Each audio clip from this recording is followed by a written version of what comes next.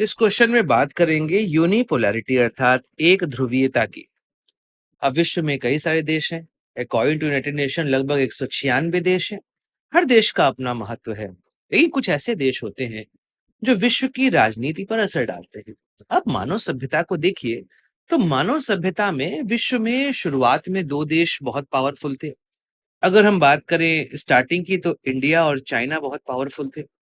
उसके बाद आपने देखा कि जो सेंट्रल एशिया था, वहां पे शक्तियों का निर्धारण देखा गया।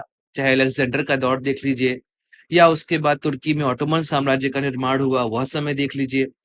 उसके बाद आप देख रहे हैं कि विश्व की सत्ता एक तरीके से पश्चिमी देशों के पास चली गई, जहां पर यूके के लिए कहा जाता था कि the sun never sets in British empire. वह एक दौर था, और आज विश्व जो है वो यूएसए के लगभग इर्द गिर्द घूमता हमको दिखाई देता है। लेकिन यूएसए विश्व की ताकत बना कब? इसके लिए थोड़ा हमें चलना पड़ेगा पीछे, आज से 80-90 साल पहले। तब हमको पता चलेगा कि कैसे यूएसए विश्व की ताकत बना। क्योंकि जो सेकेंड वर्ल्ड वॉर हुआ था, सेकेंड वर्ल्ड वॉर में यूएसए विश्व की ताकत बनने की ओर बढ़ चुका था। लेकिन विश्व युद्ध की समाप्ति जब हुई सेकेंड वाले की, तो दो शक्तियां उभरी, यूएसए और यूएसएसआर। इनके बीच में शीत युद्ध शुरू हुआ, और यहाँ पे ध्यान रखिए कि यह शीत युद्ध एक तरीके से विचारधारा पर आधारित था। विचारधारा पर आधारित था, जहां पर यूएसए यह पूंजीवाद का समर्थक कर रहा था, कि कैपिटलिज्म का, पूंजीवाद का। वहीं पर यूएसआर जो है वो साम्यवाद के आधार पर आगे बढ़ रहा था।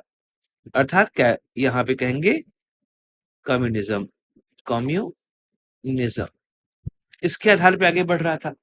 इनके बीच में शीत युद्ध हुआ, लेकिन 1991 में जब शीत युद्ध समाप्त होता है, तो सोवियत संघ यूएसआर का विघटन होता है। 15+1 16 कंट्रियां यहाँ पर बनती हैं, और विश्व की जो यहाँ पे शक्ति थी, उसका संतुलन पूरी तरीके से बदल गया।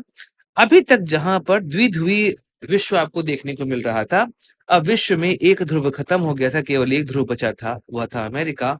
और अमेरिका विश्व की महाशक्ति के तौर पर उभरा, और यहीं से अंतरराष्ट्रीय व्यवस्था को एक ध्रुवीयता अर्थात यूनिपोलैरिटी मिल गई। यहाँ पर सीधे तौर पे ये कह सकते हैं कि यहाँ पर शक्ति का केंद्रीकरण हमको देखने को मिला। अब पूरे दुनिया की सत्ता का केंद्र बन चुका था अमेरिका, और अमेरिका ने एक नया तरीका, एक नया साम्राज्य यहाँ बनाना शुरू किया, और इसे साम्राज्यवाद या असमानता, कुछ भी आप इसको कह सकते हैं। कई लोग ये भी मानते हैं कि अमेरिका जैसी शक्ति के आगे आने की वजह से, एक ध्रुविता होने से, विश्व में स्थिरता और शांति का मार्ग प्रशस्त हुआ। ये दोनों के अपने आर्गुमेंट है, दोनों आर्गुमेंट को समझ लेंगे, जिससे आपको समझ में आ जाएगा। एक ध्रुविता के पक्ष में तर्क लोगों ने दिया कि इस वजह से स्थिरता और व्यवस्था देखने को मिलती है, क्योंकि विश्व में एक ही शक्ति है। ऐसे में अंतरराष्ट्रीय प्रणाली को ये पता है कि हमें किसके नेतृत्व में आगे बढ़ना है। तो तरीके से स्पष्ट नेतृत्व यहाँ पर देखने को मिला कि अमेरिका जो बोल रहा है वही करते हैं, अमेरिका जो कहेगा वही होगा। तो ऐसे में अमेरिका विश्व में सैन्य और आर्थिक क्षमता हासिल करने की वजह से दुनिया के कई सारे संघर्षों को संतुलित करने में भूमिका निभा दी। जैसे कि आप देखेंगे कि जब हम चलते हैं कोरिया, तो वहां पर आप देखा कि साउथ कोरिया नॉर्थ कोरिया के बीच में भी जो क्लैश हुआ, उस क्लैश को शांत कराने में अमेरिका का बहुत बड़ा योगदान रहा है। या इसराइल को स्थापित कराना मध्य एशिया में, उसमें भी आप देखेंगे बहुत प्रभाव पड़ा है। उसके अलावा जो वैश्विक संस्थाएं हैं, इन संस्थाओं में भी अमेरिका का प्रभुत्व देखने को मिला है। तो अमेरिका इन संस्थाओं के आधार पर दुनिया का फायदा भी करा रहा था। चाहे संयुक्त राष्ट्र देख लें, विश्व bank, international monetary fund, world bank, WTO, ये अमेरिका के नेतृत्व में आगे बढ़ रही थी। साथ ही साथ मानवाधिकार, मुक्त व्यापार, लोकतंत्र, इनको भी बढ़ावा मिला। अमेरिका चूंकि पावरफुल है, ऐसे में टेक्नोलॉजी और इकोनॉमिक्स, इन दोनों में डेवलपमेंट देखने को मिलता है। तो अमेरिका की तकनीकी श्रेष्ठता की बात कर ली जाए, जैसे आईटी में, अंतरिक्ष में, सैन्य तकनीक में, ऐसे में दुनिया को एक आधुनिकता की नई दिशा देखने को मिलती है। वैश्विक व्यवस्था में डॉलर लगभग 80% इकोनॉमी को रोल प्ले करता है। तो ऐसे में एक तरीके से कॉमन करेंसी आप मान लीजिए। तो दुनिया की वित्तीय संस्थानें भी स्थिर यहाँ पर फील होने लगी। अमेरिका ने दुनिया के कई देशों में लोकतंत्र और उदारवाद के विचारों को प्रोत्साहित किया, जैसे पूर्वी यूरोप, लैटिन अमेरिका, एशिया के बहुत सारे देश। यहाँ पर भी देखा आपने कि लोकतांत्रिक शासन व्यवस्था देखी जाती है।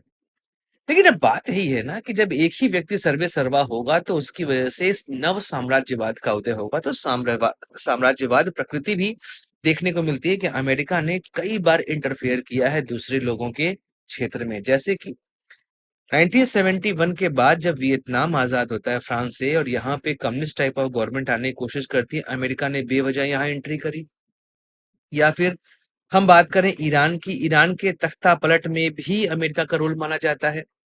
इराक में अटैक करके सद्दाम हुसैन को मार दिया गया, लीबिया में अटैक करके गद्दाफी को मार दिया गया, अफगानिस्तान में अटैक किया गया, मध्य पूर्व के बहुत सारे देशों में सैन्य हस्तक्षेप किया गया। सीरिया के क्षेत्र में आप देखिए, अभी जो यूक्रेन रशिया वॉर है उसमें यूक्रेन को हथियार प्रोवाइड करने की बात लीजिए, तो अमेरिका ने हमेशा अपने सैन्य हस्तक्षेप से जो उसके पास शक्ति थी उसका दुरुपयोग किया है। असमानता निर्भरता दुनिया की बहुत सारी नीतियां अमेरिका के लिए हो गई। अमेरिका जिसको चाहता उसको आगे बढ़ाता, जिसको चाहता उसको पीछे करता, हर एक देश में इंटरफेयर करने का प्रयास करता। इस तरीके से जो अविकसित देश या विकासशील देश है उन पर आर्थिक और राजनीतिक दबाव देखा जाता है।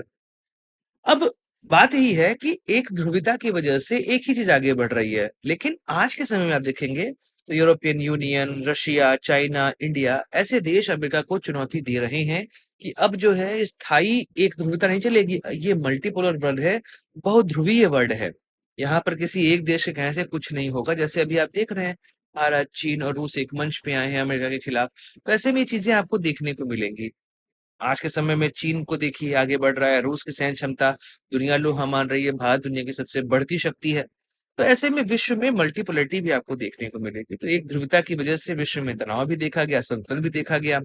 शीत युद्ध के बाद युद्ध बहुत बढ़े, जैसे कि आप देखिए मध्य एशिया की स्थिति क्या है, अफ्रीका के उत्तर भाग की देखिए स्थिति क्या है, यूक्रेन रशिया वॉर देखिए। तो ऐसे में एक ध्रुवता शांति लाएगी, ये धारणा काफी हद तक कमजोर हुई है। और आज के समय में चीन की आर्थिक शक्ति, रूस की सैन्य शक्ति, यूरोप की एकजुटता, भारत की तेज बढ़ती शक्ति, क्या विश्व में बहुध्रुवीता की ओर बढ़ता कदम है। और जो मल्टीपोलर वर्ल्ड है वो एक नया आपको वर्ड देखने को मिलेगा। एक तरीके से आप इसको संक्रमण काल के तौर पर देख सकते हैं।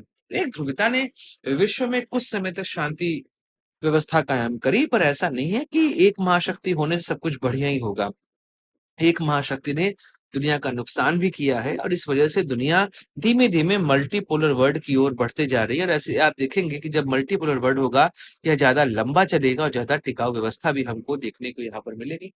तो एक ध्रुवीयता, एक देश का शासन, वह एक तरीके से दुनिया की हर तरह की गतिविधि को नियंत्रित करता है, आर्थिक, राजनैतिक और सामाजिक।